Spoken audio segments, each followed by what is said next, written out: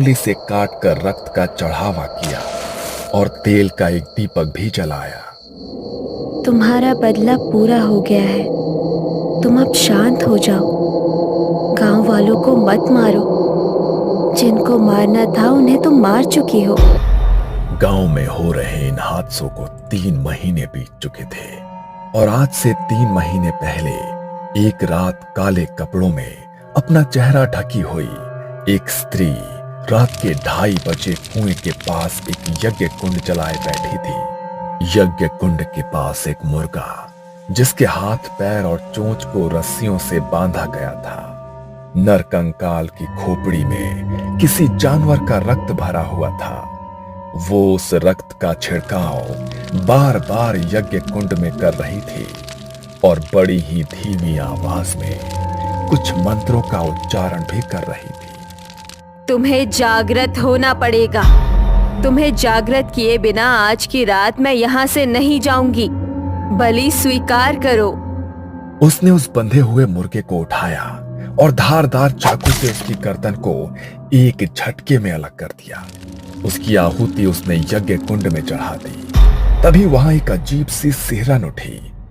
रात के सन्नाटे में मानो कोई दबी आवाज उसे सुनाई देने लगी।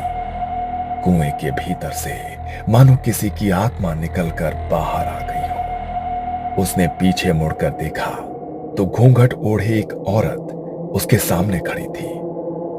जाओ और खत्म कर दो उन्हें। मुझे अपना बदला चाहिए। जाओ। मानो जैसे वो उसकी आज्ञा का इंतजार कर रही थी। उसके इतना कहते ही वो गांव की ओर बढ़ी और एक घर के बाहर जाकर रुक गई। दरवाजे पर ठक ठक की आवाज हुई। अरे इतनी रात को कौन आया है? रात के 3 बज रहे हैं। इस वक्त कौन दरवाजा खटखटा रहा है? तभी दरवाजे पर फिर से ठक ठक की आवाज आई। पता नहीं कौन आया है, देखना ही पड़ेगा। मंगल दरवाजा खोलने के लिए गया। दरवाजे से अभी भी लगातार ठक ठक की आवाज आ रही थी। अरे बोल रहा हूं ना। अभी तक मंगल आधी नींद में था, लेकिन जैसे ही उसने दरवाजा खोला तो उसके होश उड़ गए।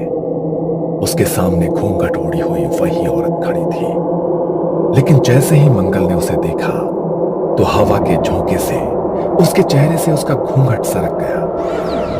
मंगल ने जैसे ही उसका चेहरा देखा तो उसकी चीख निकल गई। उसका चेहरा पूरी तरह से गला हुआ था